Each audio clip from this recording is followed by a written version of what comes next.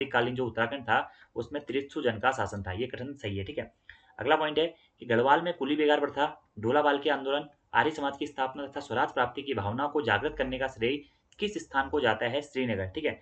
तो इसका जो दोस्तों सही आंसर होगा, कौन सा सही नहीं है, यही सही नहीं होगा, ठीक है। क्योंकि श्रीनगर ना होकर यहाँ पे पौड़ी होना चाहिए था, ठीक है। गढ़वाल में जो मुख्यतः आंदोलन का केंद्र था वो क्या था? पौड़ी गढ़वाल था, ठीक है, पौड़ी था।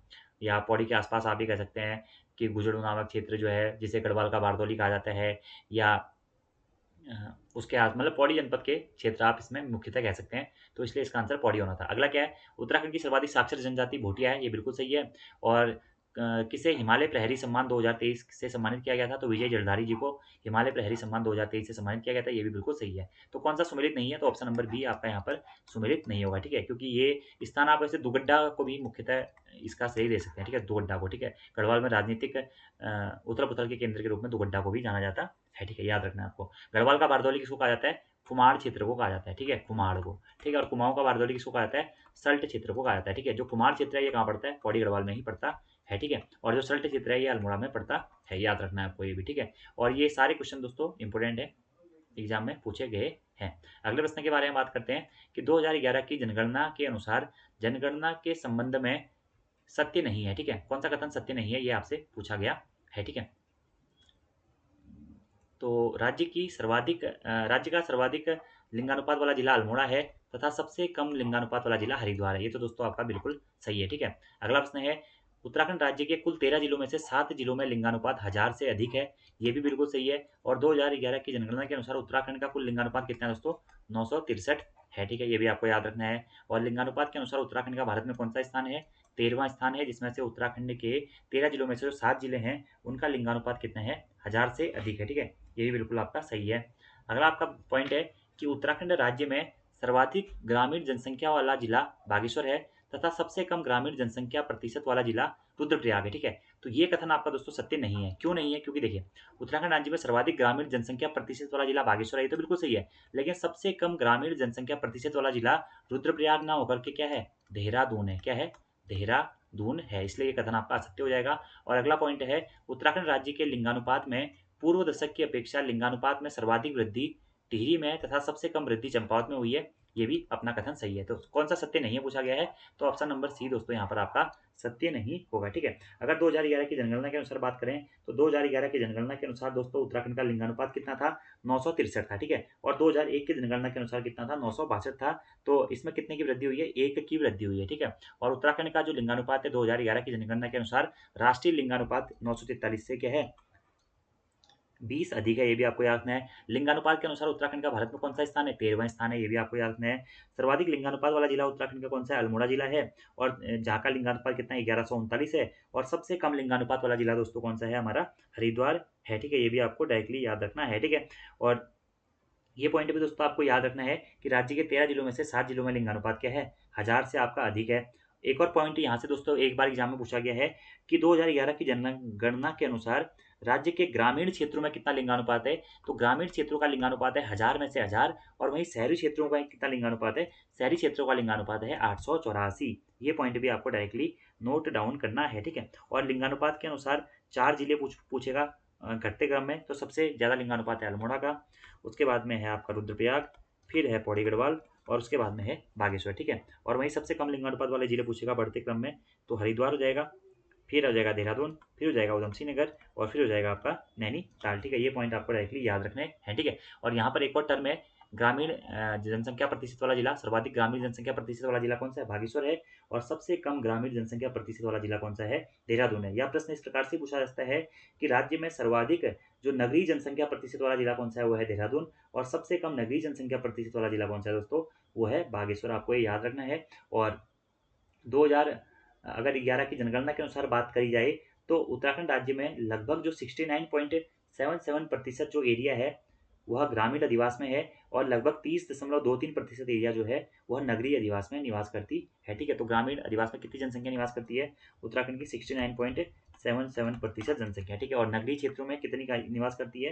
30.23% जनसंख्या, ठीक है। आपको ये भी याद रखना है। और नगरीकरण के अनुसार उत्तराखंड का भारत में कौन सा स्थान है? 20वां स्थान है, ये भी आपको पॉइंट नोट डाउन करना है। सर्वाधिक जो नगरीय जनसंख्या है देहरादून में है, सबसे कम नगरीय जनसंख्या बागेश्वर में है, सर्वाधिक ग्रामीण जनसंख्या बागेश्वर में है और सबसे कम जो ग्रामीण जनसंख्या है वह देहरादून में है। आपको ये भी याद रखना है। अगले प्रश्न के बारे में बात करते हैं। उत्तराखंड सरकार ने किस वर्ष को पर्यटन वर्ष घोषित किया है? ठीक है, तो उत्तराखंड सरकार के द्वारा वर्ष 2001 को और 2015 को क्या किया गया था? पर्यटन वर्ष के रूप में घोषित किया गया था। किसको? 2001 को और 2015 को। ठीक है, अगले प्रश्न के बारे में बात करते हैं।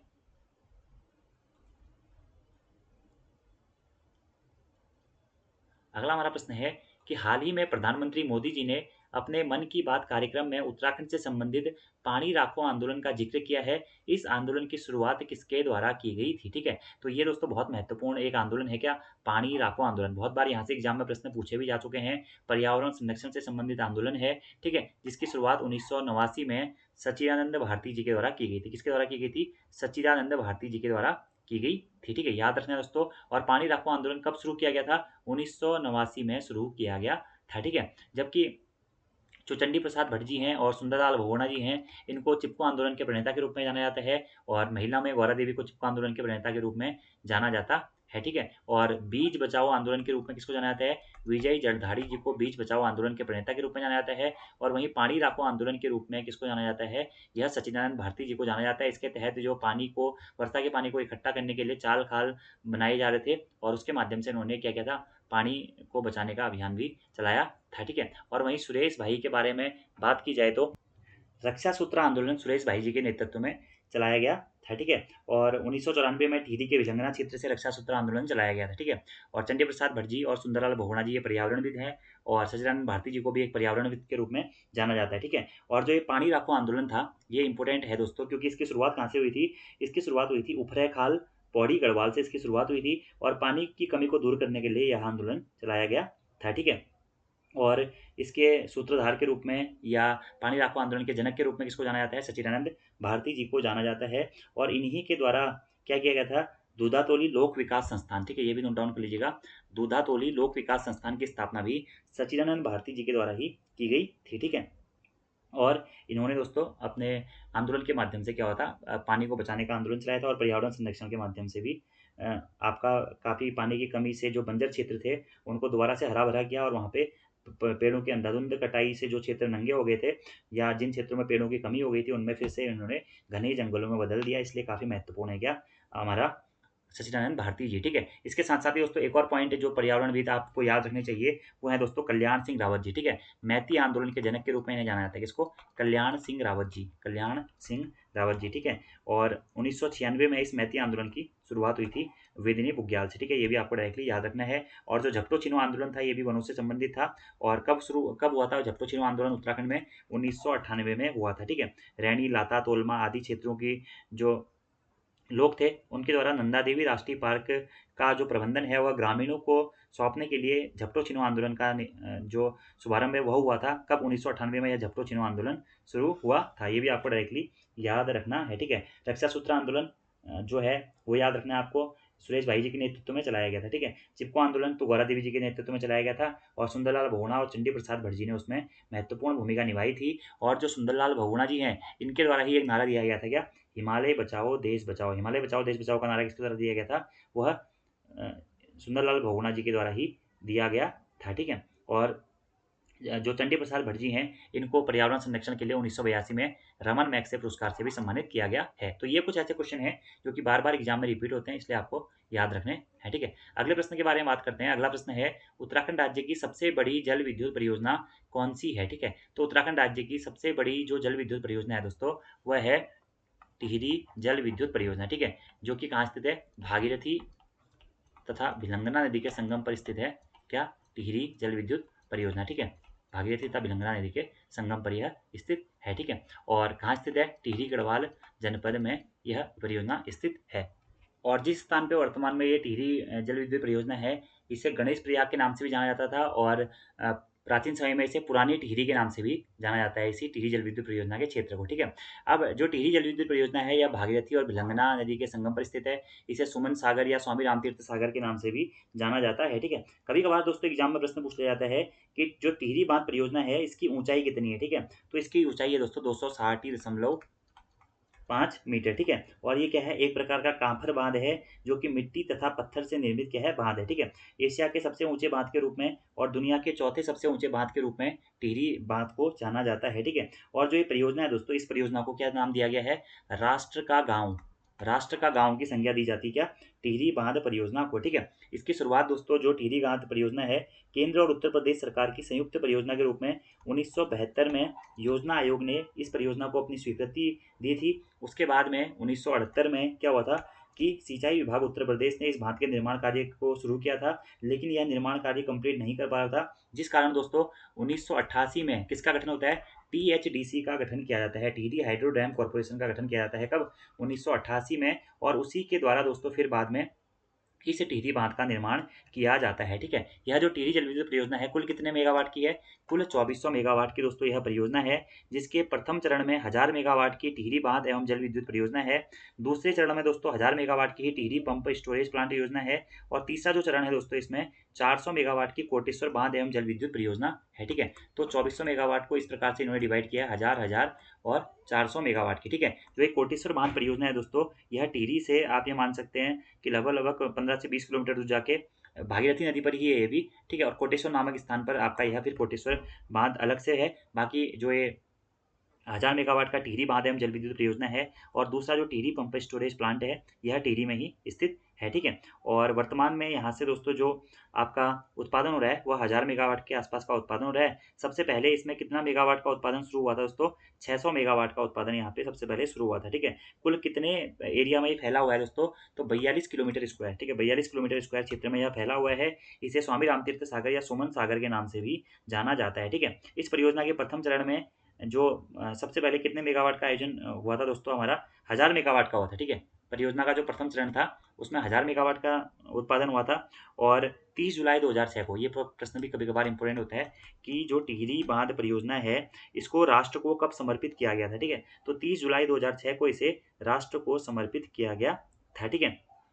और इसमें क्या हो रहा है, 1000 मेगावाट का उत्पादन दोस्तों इसमें किया गया था, ठीक है। और एक प्रश्न और यहाँ पे इससे संबंधित दोस्तों ये प्रश्न पूछा जाता है कि जो टिहरी बांध का डिजाइन है वह किसने तैयार किया था, तो प्रोफेसर जेम्स ब्रून, प्रोफेसर जेम्स ब्रून ने टिहरी बांध का डिजाइन तैयार किया था, ठीक है। और कभी कभार प्रश्न ये पूछा जाता है कि टिहरी बांध परियोजना जब स्टार्टिंग में डिजाइन की गई थी, ये कितने मेगावाट की थी, तो ये 600 मेगावाट की दोस्तों यह परियोजना थी, ठीक है। लेकिन उसके बाद क्या होता है, सोवियत संघ रूस के राष्ट्रपति मिखाइल गोर्बाचेव का भारत आगमन होता है, और 1986 में वो भारत आते हैं, और उनके द्वारा इस परियोजना में अपनी मदद के लिए समझौता किया जाता है, जिसके बाद में इस परियोजना को 600 मेगावाट से बढ़ा करके 2400 मेगावाट कर दिया जाता है। तो प्रश्न एग्जाम में पूछे जाते हैं यहाँ से बार बार, क्या प्रश्न पूछा जाता है कि इसका डिजाइन जेम्स ब्रून ने तैयार किया था, कितनी ऊंचाई है, 260.5 मीटर ऊंचाई है, 2400 मेगावाट की परियोजना है, वर्तमान में कितने मेगावाट का इसमें उत्पादन सबसे पहले राष्ट्र को समर्पित हुआ था, 1000 मेगावाट कब हुआ था, 2006 में, ये आपको याद रखना है, ठीक है। और 400 मेगावाट क्या है, कोटेश्वर बांध परियोजना के नाम से ये 400 मेगावाट है,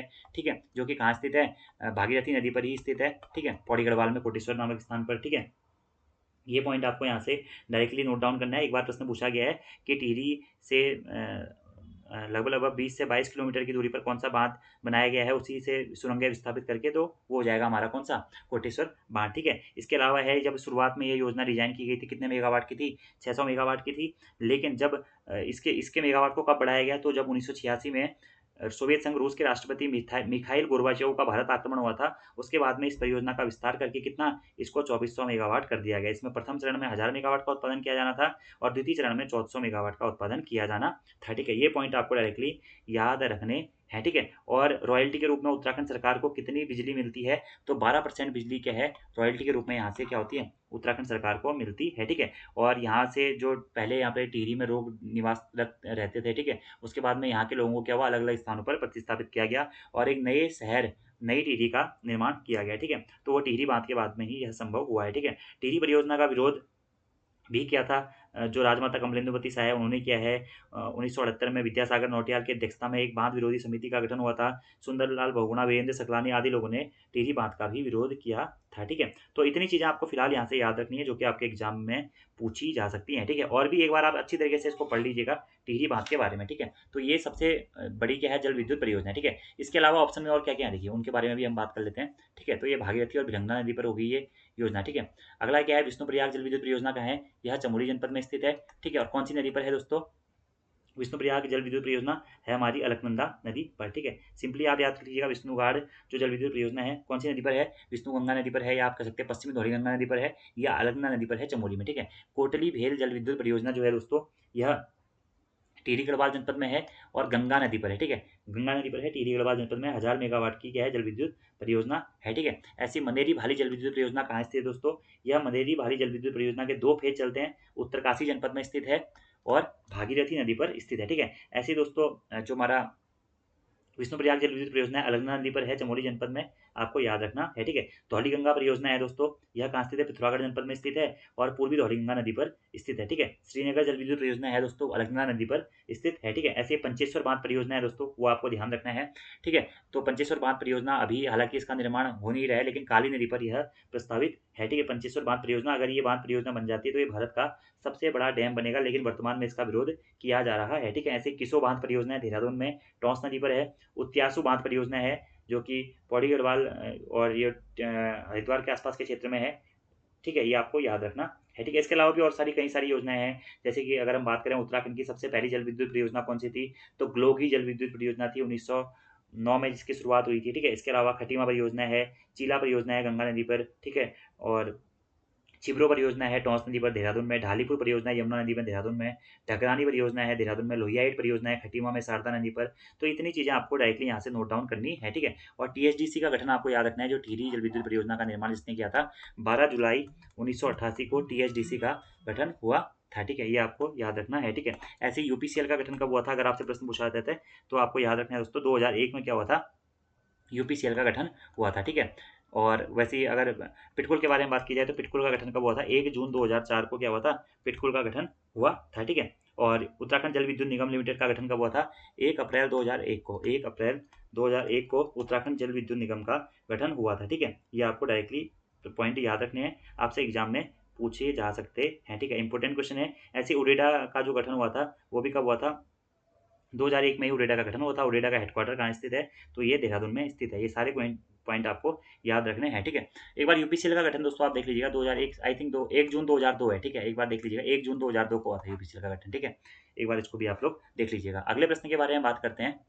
अगला हमारा प्रश्न है, निम्नलिखित में से कौन सा कथन सुमेलित नहीं है। ठीक है, वो राज्य की पहली महिला द्रोणाचार्य पुरस्कार विजेता हंसा मंत्राल जी हैं, बिल्कुल सही है दोस्तों। ठीक है, ये क्वेश्चन तो सही है आपका, भारोत्तोलन से संबंधित है, 2001 में इनको द्रोणाचार्य पुरस्कार से सम्मानित किया गया था। ठीक है, अगला है, उत्तराखंड के प्रथम व्यक्ति जिन्हें नोबेल पुरस्कार मिला था, मनोहर श्याम जोशी जी हैं, नहीं। उत्तराखंड के प्रथम व्यक्ति जिन्हें क्या मिला था, नोबेल पुरस्कार मिला था, वो कौन है, रस्किन बॉन्ड।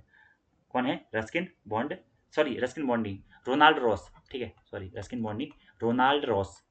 रोनाल्ड रॉस क्या है, उत्तराखंड के प्रथम व्यक्ति हैं जिन्हें क्या मिला था, हमारा नोबेल पुरस्कार से सम्मानित किया गया था। ठीक है, 1902 में। ठीक है, अगला है हमारा पॉइंट कि भारत में राष्ट्रीय सुरक्षा सलाहकार बनने वाले प्रथम उत्तराखंडी कौन है, अजित कुमार डोभाल जी है, ये भी बिल्कुल सही है। और ओलंपिक में स्वर्ण पदक जीतने वाला उत्तराखंड का प्रथम खिलाड़ी कौन है, अभिनव बिंद्रा है। ठीक है, ये भी दोस्तों बिल्कुल सही है। ठीक है, अभिनव बिंद्रा। ठीक है, तो कौन सा सही नहीं है, ऑप्शन नंबर बी आपका यहाँ पे सुमेलित नहीं है, क्योंकि प्रथम नोबेल पुरस्कार विजेता कौन है, रोनाल्ड रॉस है। ठीक है, अल्मोड़ा में इनका जन्म हुआ था।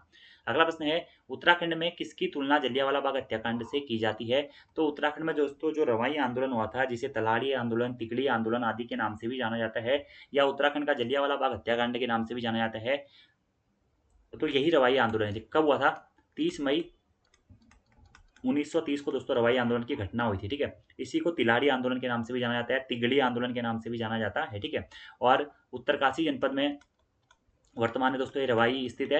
उस टाइम पे क्या होता था, टिहरी रियासत क्षेत्र के अंतर्गत यह रवाई था। ठीक है, 30 मई 1930 को। ठीक है, जो किसान, जो हमारा उस क्षेत्र के निवासियों की भूमि थी या जो बंजर भूमि थी, उसको, उस भूमि को ब्रिटिशों को सौंपे जाने से, या राज्य ने अपने हथियाने के नाम पर पे यह आंदोलन की शुरुआत हुई थी, किसकी? रवाई आंदोलन की, ठीक है। तो बहुत इंपॉर्टेंट है रवाई आंदोलन, तिलाड़ी आंदोलन या तिगड़ी आंदोलन। तो सन याद रखना है आपको, कब? 30 मई 1930 को यह आंदोलन हुआ था, ठीक है। और पेशावर कांड की घटना कब हुई थी? 23 मई 1930 को पेशावर कांड की घटना हुई थी। तो कभी कभार ये दोनों डेटें क्या होती है, क्लैश करती हैं, आपको याद रखना है, ठीक है। किसानों की भूमि को वन भूमि में शामिल करने से संबंधित यह आंदोलन था रवाई आंदोलन, ठीक है।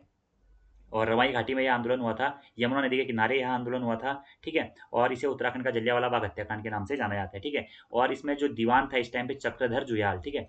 चक्रधर जुयाल जी के द्वारा, जी तो खाली लगाना है इसके नाम के आगे, ठीक है। तो चक्रधर जुयाल के द्वारा जो लोग वहाँ पे शांतिपूर्ण सभा कर रहे थे रवाई के मैदान पर, उन पर क्या होती है, गोली चला दी जाती है। इसी कारण जो दीवान चक्रधर जुयाल है, इसको क्या कहा जाता है, उत्तराखंड का जनरल डायर कहा जाता है। और इसी कारण इस 30 मई को इस क्षेत्र में अभी वर्तमान तक भी शहीद दिवस के रूप में मनाया जाता है। इसी आंदोलन को तिलाड़ी आंदोलन, टिगड़ी आंदोलन आदि के नाम से जाना जाता है। और इस समय पे राजा कौन थे, टिहरी रियासत के राजा कौन थे, कभी कभार ये भी प्रश्न पूछ लिया जाता है। तो राजा थे दोस्तों कौन, नरेंद्र शाह, ठीक है। नरेंद्र शाह के समय की काली घटना के रूप में इस रवाई आंदोलन को जाना जाता है। इसी के बाद में क्या हुआ था, फिर टिहरी जो रियासत थी उसके खिलाफ भी विद्रोह होने शुरू हो गए थे, ठीक है। याद रखना है, आज़ाद पंचायत अ, की घोषणा भी हुई थी, आज़ाद पंचायत की एक बैठक थी, उसी में क्या हुआ था, चक्रधर जुयाल ने गोलियां चलवा दी थी। तो रवाई आंदोलन याद रखना है, 30 मई 1930, ठीक है। सल्ट की क्रांति कब हुई थी, 1942 में हुई थी, ठीक है। खटीमा गोलीकांड कब हुआ था दोस्तों, खटीमा गोलीकांड आपको याद रखना है, 1 सितंबर 1994 को खटीमा गोलीकांड हुआ था, ठीक है। और मसूरी गोलीकांड कब हुआ था, 2 सितंबर 1994 को मसूरी गोलीकांड हुआ था, ठीक है। ये भी पॉइंट आप लोग नोट डाउन कर सकते हैं। अगला हमारा प्रश्न है, निम्नलिखित में से कौन सी नदी हिमनद से नहीं निकलती है, ठीक है। यमुना, तो देखिए यमुना नदी तो हिमनद से निकलती है, कहाँ से, यमुनोत्री ग्लेशियर जो कि उत्तरकाशी में स्थित है वहां से निकलती है। मंदाकिनी नदी कहाँ से निकलती है दोस्तों, चौराबाड़ी ग्लेशियर या केदारनाथ के पास में स्थित चौराबाड़ी हिमनद से क्या निकलती है, मंदाकिनी नदी निकलती है। काली नदी कहाँ से निकलती है दोस्तों, लिपुलेख दर्रे के पास में स्थित काला पानी नामक स्थान से या व्यास आश्रम के पास में नामक स्थान से निकलती है क्या, काली नदी, ठीक है। ये भी हिमनद से निकलती है। इसमें से दोस्तों कोसी नदी जो है वह हिमनद से नहीं निकलती। कोसी नदी कहाँ निकलती है, कहाँ से निकलती है, यह दोस्तों बागेश्वर जनपद के पास में स्थित धार पानी धार नामक क्षेत्र से निकलती है क्या, कोसी नदी, ठीक है। इसलिए क्या है, यह हिमनद से निकलने वाली नदी नहीं है, आपको याद रखना है, ठीक है। कौसानी से निकलती है, कौसानी के धार पानी धार नामक स्थान से, ठीक है। उत्तराखंड की सबसे लंबी नदी कौन सी, काली नदी है, आपको याद रखना है। इसकी लंबाई कितनी है दोस्तों, 252 किलोमीटर है, ठीक है। और जबकि जो यमुना नदी है उसका उद्गम यमुनोत्री ग्लेशियर से होता है। मंदाकिनी नदी का जो उद्गम होता है वह कहाँ से होता है दोस्तों, केदारनाथ के पास में स्थित जो हमारा चौराबाड़ी ग्लेशियर है वहाँ से होता है, ठीक है। अलकनंदा नदी का जो उद्गम होता है सतोबंत ग्लेशियर चमोली से होता है, ठीक है। ये पॉइंट भी आपको डायरेक्टली नोट डाउन करने हैं। अगला हमारा प्रश्न है, निम्नलिखित में से उत्तराखंड के संबंध में सुमेलित नहीं है। चौकी घाट पास या चिलकिला पास नैनीताल में स्थित है, तिमली पास और मोहंड पास देहरादून में स्थित है, चुरगलिया पास और द्वारकोट पास पौड़ी में स्थित है और ब्रह्मदेव पास चंपावत में स्थित है, ठीक है। तो कौन सा सुमेलित नहीं है पूछा गया, देखिए चौकी घाट पास और चिलकिला पास नैनीताल में स्थित है, ये बिल्कुल सही है। तिमली पास और मोहंड पास देहरादून में स्थित है, ये भी बिल्कुल सही है। ब्रह्मदेव पास या दर्रा ये चंपावत में स्थित है, ये भी सही है। तो चोरगलिया पास दोस्तों हमारा सुमेलित नहीं है, ठीक है, क्योंकि चोरगलिया जो पास है यह कहाँ स्थित है, यह नैनीताल में स्थित है, इसलिए ऑप्शन नंबर सी आपका क्या होगा, सुमेलित नहीं होगा, ठीक है। ये पॉइंट आप डायरेक्टली नोट डाउन कर सकते हैं। अगले प्रश्न के बारे में बात करते हैं। अगला हमारा प्रश्न है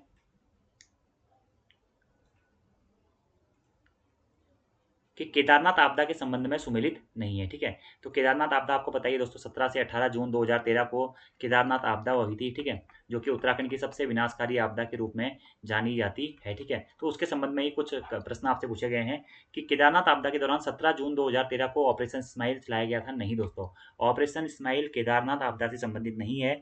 जबकि ऑपरेशन स्माइल किससे संबंधित है दोस्तों, जो भी आपके उत्तराखंड पुलिस के द्वारा यह अभियान चलाया गया था, जो भी गुमशुदा लोग हैं या गुमशुदा जो बच्चे हैं उनके परिवारों को उससे मिलाए जाने से संबंधित है क्या, ऑपरेशन स्माइल, ठीक है। तो ये इससे संबंधित नहीं है, ठीक है। तो यही आंसर हो जाएगा, केदारनाथ आपदा के संबंध में यह सही नहीं है, ठीक है। जबकि क्या है, केदारनाथ आपदा के दौरान इंडियन एयरफोर्स द्वारा 17 जून 2013 को ऑपरेशन राहत चलाया गया था, ये कथन दोस्तों बिल्कुल सही है। ऑपरेशन राहत केदारनाथ आपदा के दौरान ही चलाया गया था, ठीक है। अगला पॉइंट है, केदारनाथ आपदा के दौरान ही 19 जून 2013 को ऑपरेशन गंगा प्रहार चलाया गया था, ये भी दोस्तों बिल्कुल सही है, ऑपरेशन गंगा प्रहार भी चलाया गया था, ठीक है। और केदारनाथ आपदा के दौरान ही 21 जून 2013 को ऑपरेशन सूर्या होप चलाया गया था, ये भी दोस्तों बिल्कुल सही है। मुख्यतः इसमें जो आपका ऑपरेशन माना जाता है, ऑपरेशन सूर्या होप को ही माना जाता है, ठीक है। उत्तराखंड की सबसे बड़ी प्राकृतिक आपदा के रूप में केदारनाथ आपदा को जाना जाता है, जो कि क्या हुआ था, बादल फटने के कारण हुआ था, ठीक है। यहाँ ऐसा भी कहा जा रहा है कि जो चौराबाड़ी ग्लेशियर का एक भाग था, वह जो चौराबाड़ी ताल है उसमें गिर गया था, जिसके बाद में यहाँ पर क्या हुआ था,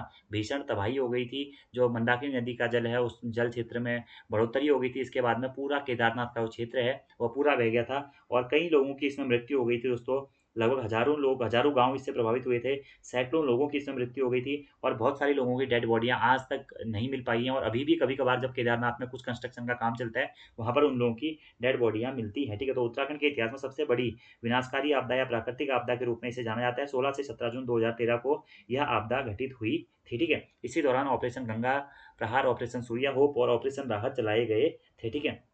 और इससे संबंधित दोस्तों बहुत सारी चीज़ें हैं, आप उनको देख सकते हैं। और इसी के बाद में केदारनाथ आपदा के बाद में ही उत्तराखंड सरकार के द्वारा एसडीआरएफ का गठन भी किया जाता है, ठीक है। तो और भी कई सारी चीज़ें हैं, ठीक है। मंदाकिनी नदी में जो जल आया था उसके कारण ये चीज़ें हुई थी, ठीक है। और लगभग-लगभग ऐसा माना जाता है कि इसमें 5000 से अधिक लोगों की इस आपदा के दौरान मृत्यु हो गई थी, ठीक है। और इसमें अनेकों राहत अभियान भी चलाए गए थे, ठीक है। ये चीज़ें आपको नोट डाउन करनी है, ठीक है। और भी कई सारी चीज़ें हैं इसके बारे में देख सकते हैं। चौराबाड़ी ग्लेशियर के कारण मेनली ऐसा माना जाता है और मंदाकिनी घाटी में इससे सर्वाधिक नुकसान हुआ था। अगला हमारा प्रश्न है, चंद राजवंश के क्रम में सुमेलित नहीं है, ठीक है। क्या सुमेलित नहीं है ये बताना है। गाँव, देश, सामंत, ठक्कुर, जमीन का मालिक थातवान हो गया और अनाजों को राजा के पास पहुँचाने वाला नौकर जो कहलाता था उसे कैनी या छोड़ा कहा जाता था, ठीक है। देखिए, जो चंद राजवंश में सामंतों को ठक्कुर कहा जाता था, ये तो दोस्तों बिल्कुल सही है आपका, ठीक है। सामंतों को क्या कहा जाता था, ठक्कुर कहा जाता था, ठीक है। ये बिल्कुल सही है। ज़मीन के मालिक को थातवान कहा जाता था, बिल्कुल सही है दोस्तों। जो ज़मीन का मालिक था उसको थातवान कहा जाता था, ठीक है। इसी प्रकार से या आप ये कह सकते हैं कि चंदू के समय पे राजा जिनको भी रौत या ऊँट के रूप में ज़मीन देता था या जो ज़मीन का मालिक होता था उसे थातवान कहते थे, ठीक है। फिर थातवान के अंतर्गत कौन होता था, खाईकर होता था, ठीक है। खाईकर क्या होता था, अनाज और नगद खाईकर होता था एक, ठीक है। ये भी नोट डाउन कर सकते हैं। अनाज और नगद दोनों के रूप में टैक्स देता था। एग्जाम में ये प्रश्न पूछा गया खाईकर वाला भी। और एक सिरतान होता था, ठीक है। खाईकर के बाद क्या होता था, सिरतान होता था, जो कि क्या होता था, नगद के रूप में कर देता था, ठीक है। ये भी बिल्कुल सही है, ठीक है। अनाज को राजा के पास पहुंचाने वाला नौकर कैनी या छोड़ा कहलाता था, बिल्कुल सही है। जो चंदू के समय पे भूदास होते थे उन्हें क्या कहा जाता था, कैनी कहा जाता था, ठीक है। जबकि जो गाँव है ना, गाँव और देश ये बिल्कुल सुमेलित आपका नहीं है, ठीक है। यह आपका सुमेलित नहीं होगा क्योंकि गाँव का जो आप ये कह सकते हैं जो गाँव से टैक्स वसूलता था वो कौन होता था, प्रधान होता था, ठीक है। कौन होता था, प्रधान होता था, ठीक है। प्रधान का पद क्या था, चंद राजवंश में वंशानुगत हुआ करता था, ठीक है। और प्रधान के नीचे फिर क्या होता था, कोटाल होता था, जो कि प्रधान के लेखक का काम करता था, ठीक है। ये भी आपको डायरेक्टली नोट डाउन करना है। और जो घरेलू नौकर या दास होते थे उनको छोड़ा कहा जाता था और दासियों को क्या कहा जाता था, छोड़ी कहा जाता था, ठीक है। और चंदों के समय क्या थे, 68 प्रकार के कर थे, जिस कारण इन्हें चंदों के समय की जो कर व्यवस्था थी उसे 36 रकम 32 कलम के नाम से भी जाना जाता है, ठीक है। 36 रकम 32 कलम के नाम से भी जाना जाता है। और एक बार एग्जाम में यह भी प्रश्न पूछा गया था कि 36 रकम 32 कलम की कर व्यवस्था का उन्मूलन किसके द्वारा किया गया था, यानी कि इनको समाप्त किसके द्वारा किया गया था। तो गोरखाओं के द्वारा चंदों की 36 रकम 32 कलम की व्यवस्था को समाप्त किया गया था, ठीक है। चंदू के समय पे जो 36 रकम थे इसमें 36 प्रकार के क्या थे, राजकर थे, ठीक है। और 32 क्या थे, अन्य प्रकार के कर हुआ करते थे, ठीक है। और चंदू के शासन प्रशासन के बारे में अगर पूछा जाएगा आपसे तो सबसे ऊपर क्या होता था, राज्य होता था। फिर राज्य के नीचे क्या होते थे, मंडल होते थे। मंडल के नीचे क्या होता था, देश होता था। देश के नीचे क्या होते थे, परगने होते थे, ठीक है। परगने के नीचे गरखे होते थे और गरखे के नीचे फिर क्या होता था, गाँव होता था, ठीक है। और ये आपको चीज़ें याद रखनी है। और चंदू का जो राज्य था वह किसमें विभाजित था, मंडलों में विभाजित था। कभी ये भी प्रकार प्रश्न पूछा जाता है, जिसमें सामंतों के अधीन मंडल थे और राजा के द्वारा शासित कुछ मंडल थे, ठीक है। जो सामंतों के अधीन मंडल थे उन्हें ठक्कुर कहा जाता था, ठीक है। और शासन की सबसे छोटी इकाई क्या होती थी, परगना या गरखे होते थे, ठीक है। जिसमें दो प्रकार के परगने होते थे इनके टाइम पीरियड पे। एक नागरिक अधिकारी के अधीन परगना था जिसे कहा जाता था क्या दोस्तों, सीकदार, ठीक है। और दूसरा सैनिक कमांडर के अधीन जो परगना होता था उसे बख्शी कहा जाता था, क्या, बख्शी कहा जाता था, ठीक है। और गांव के मुखिया को सयाना या बूढ़ा कहा जाता था, जो कि क्या कहते हैं, एक क्या था, आपका वंशानुगत पद था, जो कि गांव से कर वसूलने का कार्य करते थे, ठीक है। ये आपको चीज़ें डायरेक्टली याद रखनी है। और भी कई सारी चीज़ें हैं, ठीक है, गल्ला छाड़ा वगैरह वगैरह अभी आप इनका पढ़ेंगे तो 4 बूढ़ा, 5 थोक, 4 चौथानी, पौड़ी 15 बिस्वा, कई प्रशासनिक भागों में विभक्त थे, 6 घड़िया ब्राह्मण थे और कई सारी चीज़ें इनके बारे में। तो अगर आप चंद राजवंश वाली वीडियो देखना चाहते हैं तो यूट्यूब से देख सकते हैं, ठीक है। अगला प्रश्न वही है कि चंद राजवंश के प्रशासन में राजस्व जमा करने और पुलिस का कार्य कौन करता था? तो प्रधान करता था, ठीक है, प्रधान करता था, ठीक है। तो ऑप्शन नंबर बी आपका यहाँ पर सही उत्तर हो जाएगा, ठीक है। डायरेक्टली आंसर हो जाएगा। प्रधान क्या होता था? एक वंशानुगत पद होता था जिसे गाँव के मुखिया या सयाना या बुढ़िया के नाम से भी जाना जाता है, ठीक है, जो कि गल्ला छाड़ा नामक वसूल भी करता था और हर गाँव में होता था और ये मालगुजारी वसूल करता था। और प्रधान का पद क्या था? वंशानुगत होता था। इसके नीचे क्या होते थे? कोटाल होते थे, जो कि लेखक का काम करते थे और पौरी पहरी विश्वा होते थे, ठीक है। ये भी आपको डायरेक्टली नोट डाउन करना है, ठीक है। और शासन की सबसे छोटी इकाई कौन होती थी? परगना या गरखा होता था, जिसका प्रधान कौन होता था? यही होता था कौन? प्रधान, ठीक है। ये आपको डायरेक्टली नोट डाउन करना है, ठीक है। अगले प्रश्न के बारे में बात करते हैं।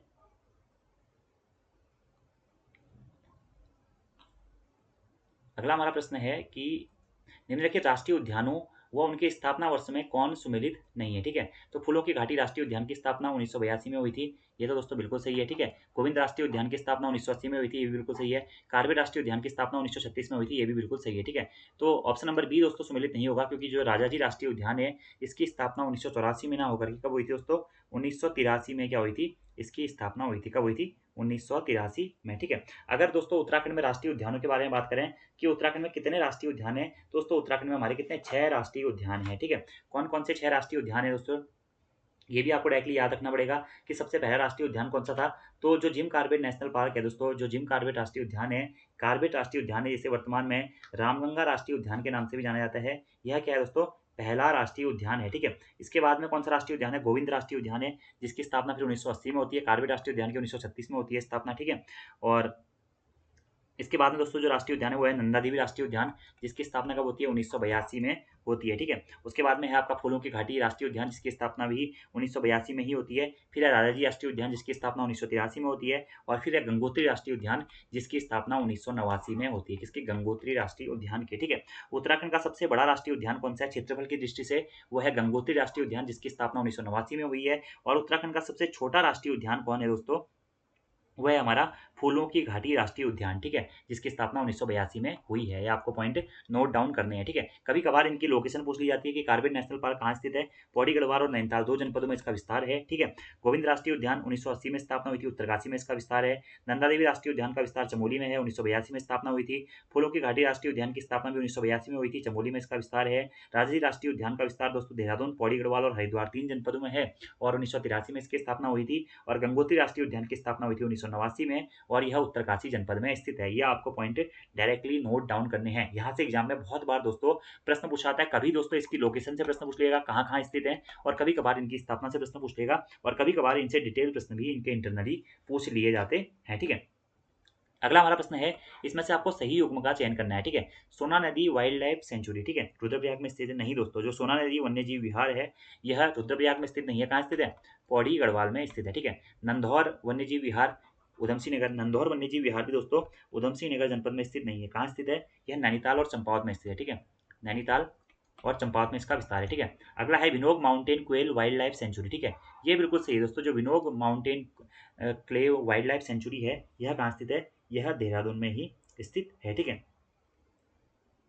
ठीक है, तो ये आपका सही हो जाएगा, ठीक है। अगला है विंसर वाइल्ड लाइफ सेंचुरी या विंसर वन्यजीव विहार, ये चंपावत में ना होकर कहाँ स्थित है दोस्तों? अल्मोड़ा में स्थित है, ठीक है। जबकि जो विनोग माउंटेन क्वेल है वह कहाँ स्थित है दोस्तों? वह आपका देहरादून में ही स्थित है। आपको याद रखना है, इंपॉर्टेंट क्वेश्चन है और एग्जाम में आपसे पूछा भी जा सकता है, ठीक है। इसके अलावा आप एक चीज़ याद रख सकते हैं कि उत्तराखंड में कितने वन्यजीव विहार हैं? तो दोस्तों 7 वन्यजीव विहार हैं, ठीक है। कौन-कौन से हैं वन्यजीव विहार? पहला है गोविंद वन्यजीव विहार, जिसकी स्थापना 1955 में हुई थी। कहाँ स्थित है? उत्तरकाशी में स्थित है। एक प्रश्न आपको यहाँ से ज़रूर देखने को मिलेगा, मैं आपको इतनी गारंटी दे रहा हूँ आपके एग्जाम में, ठीक है। अगला है केदार वन्यजीव विहार, उसकी स्थापना कब हुई थी? 1972 में हुई थी केदार वन्यजीव विहार की, और चमोली और रुद्रप्रयाग जनपद में स्थित है क्या? केदार वन्यजीव विहार, ठीक है। अगला है अस्कोट वन्यजीव विहार की स्थापना 1986 में हुई थी और कहाँ स्थित है? पिथौरागढ़ में स्थित है, ठीक है। अगला है सोना नदी वन्यजीव विहार, इसकी स्थापना दोस्तों 1987 में हुई थी और कहाँ स्थित है? पौड़ी गढ़वाल जनपद में स्थित है, ठीक है। अगला है हमारा मसूरी वन्यजीव विहार, इसकी स्थापना 1993 में हुई थी और कहाँ स्थित है, देहरादून में स्थित है। और अगला है हमारा क्या, नंदौर वन्यजीव विहार, ठीक है। इसकी स्थापना 2012 में हुई थी और नैनीताल और चंपावत में यह स्थित है, ठीक है। तो 6 राष्ट्रीय उद्यान हो गए और 7 वन्यजीव विहार है, ठीक है। ऐसे प्रश्न पूछा जाता है कि उत्तराखंड में संरक्षण आरक्षित कितनी है, 4 संरक्षण आरक्षित है, ठीक है। एक है आसन वेटलैंड संरक्षण आरक्षित, ठीक है। आसन वेटलैंड संरक्षण आरक्षित जो कि कहाँ स्थित है, देहरादून में स्थित है और 2005 में इसकी स्थापना हुई थी। अगली संरक्षण आरक्षित है झिलमिल झील आरक्षित है, जिसकी स्थापना भी 2005 में हुई थी और ये कहाँ स्थित है, हरिद्वार में स्थित है। अगला है पवालगढ़ संरक्षण आरक्षित, इसकी स्थापना 2012 में हुई थी और ये नैनीताल में स्थित है, ठीक है। और अगला है नैना देवी बर्ड जो कंजर्वेशन रिजर्व, ठीक है। इसकी स्थापना 2015 में हुई थी और यह कहाँ स्थित है, नैनीताल में यह स्थित है। ये आपको डायरेक्टली पॉइंट याद रखने हैं, ठीक है। ऐसे ही एक प्रकार का प्रश्न ये भी है दोस्तों कि उत्तराखंड के कितने राष्ट्रीय उद्यानों को यूनेस्को द्वारा विश्व विरासत सूची में शामिल किया गया है। तो फूलों की घाटी राष्ट्रीय उद्यान को और नंदा देवी राष्ट्रीय उद्यान को, ये 2 ऐसे राष्ट्रीय उद्यान है जिन्हें यूनेस्को के द्वारा विश्व विरासत सूची में शामिल किया गया है, ठीक है। फूलों की घाटी राष्ट्रीय उद्यान को सन 2005 में यूनेस्को द्वारा विश्व विरासत सूची में शामिल किया गया था, जबकि जो हमारा नंदा देवी राष्ट्रीय उद्यान है उसे 1988 में क्या किया गया था, विश्व धरोहर सूची में शामिल किया गया था। ये पॉइंट भी आपको डायरेक्टली नोट डाउन करने हैं, एग्जाम में आपसे यहाँ से रिलेटेड प्रश्न पूछे जा सकते हैं। तो 6 राष्ट्रीय उद्यान, 7 वन्यजीव विहार, इनकी स्थापना किस जनपद में, सबसे बड़ा कौन सा, सबसे छोटा कौन सा है, ये सारी चीजें आपको याद रखनी है। अगला हमारा प्रश्न है कि नमामि गंगे कार्यक्रम किससे संबंधित है, ठीक है। तो जो नमामि गंगे कार्यक्रम है दोस्तों, यह प्रदूषित गंगा नदी की सफाई से संबंधित है, ठीक है। तो गंगा नदी की सफाई से संबंधित है क्या, नमामि गंगे कार्यक्रम, ठीक है। और इसकी शुरुआत कहाँ से हुई थी, प्रश्न एग्जाम में दोस्तों आपसे पूछा गया था एक बार, ठीक है। तो हरिद्वार से इसकी शुरुआत हुई थी, ठीक है। हरिद्वार के ऋषिकुल मैदान से क्या हुई थी, नमामि गंगे कार्यक्रम की शुरुआत हुई थी। यह प्रश्न अभी एग्जाम में भी पूछा जा चुका है, ठीक है। इंपॉर्टेंट क्वेश्चन है और एग्जाम में दोस्तों इस प्रकार के प्रश्न बार बार पूछे जाते रहे हैं, ठीक है। और हमारी राष्ट्रीय नदी कौन सी है दोस्तों, गंगा नदी है, ये तो आप सभी लोगों को पता है। और प्रदूषित गंगा नदी की सफाई के लिए नमामि गंगे अभियान शुरू किया गया था, ठीक है। केंद्र सरकार के द्वारा इस अभियान को 2014 से शुरू किया गया था, जबकि उत्तराखंड सरकार के द्वारा दोस्तों नमामि गंगे अभियान को कब से शुरू किया गया था, तो 7 जुलाई 2016 से। याद रखना आपको दोस्तों, 7 जुलाई 2016 से क्या हुआ था, नमामि गंगे अभियान को उत्तराखंड सरकार के द्वारा शुरू किया गया था, ठीक है। गंगा नदी की सफाई से संबंधित दोस्तों ये अभियान है कौन सा, नमामि गंगे अभियान, जो कि एग्जाम्स के पॉइंट ऑफ व्यू से इंपॉर्टेंट है। और एग्जाम में ये प्रश्न बार बार पूछे भी जाते हैं कि गंगा नदी की सफाई के लिए कब से शुरू हुआ था, क्यों शुरू हुआ था, इस प्रकार के पॉइंट आपको याद रखने, ठीक है। और एक और पॉइंट यहाँ से आप नोट डाउन कर सकते हैं कि गंगा को राष्ट्रीय नदी का दर्जा कब दिया गया था, या राष्ट्रीय नदी कब घोषित किया गया था, तो 4 नवंबर 2008 को गंगा को राष्ट्रीय नदी घोषित किया गया था। और गंगा नदी में रहने वाला जो जीव है डॉल्फिन, उसको राष्ट्रीय जीव का दर्जा भी दिया गया था, ये आपको याद रखना है। और नमामि गंगे योजना के तहत ऋषिकेश और देहरादून में जैव विविधता पार्क बनाए गए हैं। और इसी नमामि गंगे योजना के तहत गंगा तथा उसकी सहायक नदियों भागीरथी, अलकनंदा, मंदाकिनी, पिंडर, इनको भी शामिल किया गया है। उत्तराखंड में 7 जुलाई 2016 से इस अभियान की शुरुआत हुई थी, ठीक है। अब गंगा नदी से संबंधित कुछ अन्य अभियान भी हैं, जैसे एक अभियान जो काफ़ी फेमस है, स्पर्श गंगा अभियान, जो कि एग्जाम में आपसे पूछा जा सकता है। वो कब शुरू हुआ था, 17 दिसंबर 2009 को स्पर्श गंगा अभियान की भी शुरुआत हुई थी। ये भी आप पॉइंट नोट डाउन कर सकते हैं। तो इतने पॉइंट यहाँ से इंपॉर्टेंट है। अगला प्रश्न है, उत्तराखंड की लोक परंपरा के अनुसार कौन तीर एवं धनुष लिए हुए एक शिकारी देवता है, तो एडी देवता, एडी देवता या एडी देवता आप कह सकते हैं, इंपॉर्टेंट है, 2 से 3 बार प्रश्न पूछा गया है। यह तीर और धनुष हाथ में लिए हुए एक शिकारी देवता के रूप में जाने जाते हैं, ठीक है। जबकि गोलू देवता जो है न्याय के देवता के रूप में जाना जाता है और गंगनाथ देवता को भी न्याय के देवता के रूप में जाना जाता है, ठीक है। इनका जो गोलू देवता और गंगनाथ देवता, इन दोनों का मूल स्थान कहाँ माना जाता है दोस्तों, नेपाल इनका मूल स्थान माना जाता है, ठीक है। गंगनाथ देवता चंद राजवंश से संबंधित है नेपाल के, ठीक है। और जो गोलू देवता हैं, इनका जो उद्गम स्थल है उत्तराखंड में कहाँ माना जाता है, चंपावत को माना जाता है, ठीक है। ये भी आपको याद रखना है, ठीक है। गोलू देवता मंदिर, जो चितई गोलू देवता मंदिर है, वो कहाँ स्थित है, अल्मोड़ा जनपद में स्थित है। और जो घोड़ाखाल गोलू देवता मंदिर है, फेमस जो गोलू देवता का मंदिर है, वह नैनीताल जनपद में स्थित है, ठीक है। और एक और प्रश्न पूछा जाता है कि गढ़वाल में स्थित गोलू देवता का एकमात्र मंदिर कौन सा है दोस्तों, तो गोलू देवता का गढ़वाल स्थित एकमात्र मंदिर है कंडोलिया महादेव का मंदिर, ठीक है। ये भी आपको याद रखना है। अगला हमारा प्रश्न है, निम्नलिखित में से किस व्यक्ति ने पद्मश्री पुरस्कार को अस्वीकार कर दिया था, ठीक है। तो सुंदरलाल बहुगुणा जी, जिन्होंने हिमालय बचाओ देश बचाओ का नारा दिया है दोस्तों, इनके द्वारा पद्मश्री पुरस्कार को अस्वीकार कर दिया गया था, ठीक है। सुंदरलाल बहुगुणा जी को एक पर्यावरणविद के रूप में जाना जाता है और इनका जन्म दोस्तों 1927 में टिहरी गढ़वाल के मरोड़ा गांव में हुआ था, ठीक है। चिपको आंदोलन को विश्वविख्यात बनाने में भी इनका महत्वपूर्ण योगदान है, ठीक है। और इन्होंने हिमालय बचाओ देश बचाओ का नारा भी दिया था, ठीक है। 1981 में दोस्तों इन्हें पद्मश्री पुरस्कार प्रदान किया गया था, लेकिन इनके द्वारा इस पुरस्कार को लेने से मना कर दिया गया था, यानी कि उन्होंने अस्वीकार कर दिया था, कब, 1981 में। आपको यह याद रखना है, ठीक है। जबकि जो चंडी प्रसाद भट्ट जी हैं ये भी क्या है, पर्यावरणविद हैं, आपको याद रखना है, ठीक है। और चंडी प्रसाद भट्ट जी को 1982 में दोस्तों रमन मैग्सेसे पुरस्कार से सम्मानित किया गया था और 1986 में इन्हें पद्मश्री पुरस्कार से सम्मानित किया गया है, ठीक है। जबकि सुंदरलाल बहुगुणा जी ने पद्मश्री पुरस्कार लेने से इनकार कर दिया था। 1985 में सुंदरलाल बहुगुणा जी को वृक्ष मित्र पुरस्कार से सम्मानित किया गया था। अगला हमारा प्रश्न है, थोड़ी देर पहले ही मैं आपको ये प्रश्न बता भी चुका हूँ कि ट्रेल पास दर्रा किसके किसके मध्य में स्थित है। तो ट्रेल पास दर्रा दोस्तों किसके किसके मध्य में स्थित है, बागेश्वर और पिथौरागढ़ के मध्य में स्थित है, ठीक है। अब देखिए यहाँ पे ये प्रश्न क्या, आप देखिए कितना बढ़िया प्रश्न है। अब आपको इनके ग्लेशियरों के हिसाब से बताना है कि ये किस किस के मध्य में स्थित है, ठीक है। तो पिंडारी ग्लेशियर जो कि कहाँ स्थित है, बागेश्वर में, और मिलम ग्लेशियर जो कि कहाँ है, पिथौरागढ़ में है। इन दोनों के मध्य में स्थित है ट्रेल पास दर्रा, ठीक है। इस दर्रे की खोज किसने करी थी दोस्तों, कमिश्नर ट्रेल के द्वारा 1830 में ट्रेल पास दर्रे की खोज की गई थी। यह प्रश्न एग्जाम में पूछा भी गया एक बार कि किस कुमाऊं कमिश्नर के नाम पर उत्तराखंड में एक दर्रे का नाम रखा गया था, तो वह है ट्रेल पास दर्रा, आपको याद रखना है। अगला प्रश्न है, राज्य औषधि पादप बोर्ड का की स्थापना कब की गई थी। तो 14 अगस्त 2001 को राज्य औषधि पादप बोर्ड की स्थापना की गई थी, कब, 14 अगस्त 2001 को, ठीक है। और अगला हमारा प्रश्न है, निम्नलिखित में से कौन सा युग्म सही सुमेलित नहीं है, ठीक है। यहाँ पे नदियां हैं और यहाँ पे जल विद्युत परियोजनाएं दी गई हैं, ठीक है। तो आसन नदी पर है कुल्हार जल विद्युत परियोजना, ये तो दोस्तों बिल्कुल सही है। मनेरी भाली जल विद्युत परियोजना थोड़ी देर पहले ही मैंने आपको बताया था, भागीरथी नदी पर है, उत्तरकाशी जनपद में भागीरथी नदी पर है कौन सा, मनेरी भाली जल विद्युत परियोजना, ठीक है, उत्तरकाशी में, ठीक है। विष्णुगाड़ जल विद्युत परियोजना अलकनंदा नदी पर है, बिल्कुल सही है। और कोटेश्वर जल विद्युत परियोजना जो कि 400 मेगावाट की है, यह भागीरथी नदी पर है, ये भी बिल्कुल सही है। तो कौन सा सुमेलित नहीं है पूछा गया था, ऑप्शन नंबर बी यहाँ पर आपका सुमेलित नहीं होगा, ठीक है। तो ये थे दोस्तों हमारे जीएस के क्वेश्चन टेस्ट 3 के। तो आप लोग इस एक्सप्लेनेशन को ध्यान से पढ़ लीजिएगा। यहाँ से दोस्तों देखिए, क्वेश्चन से प्रश्न पूछा जाए ना पूछा जाए, एक्सप्लेनेशन से पूरा क्वेश्चन पूछा जाएगा। तो इस एक्सप्लेनेशन की वीडियो को आपको ध्यान से देखना है, इसके शॉर्ट नोट्स बनाने, जो जो चीज़ें आपको आती हैं उनको छोड़ दीजिएगा, और जो जो चीज़ें और चीज़ें हैं उनको आप नोट डाउन कर सकते हैं। तो आज की वीडियो में दोस्तों इतना ही। Thank you, thanks for watching video, see you next time, धन्यवाद। बाकी वीडियो में कोई गलती हो तो आप मुझे पर्सनली मैसेज करके सूचित कर सकते हैं। धन्यवाद।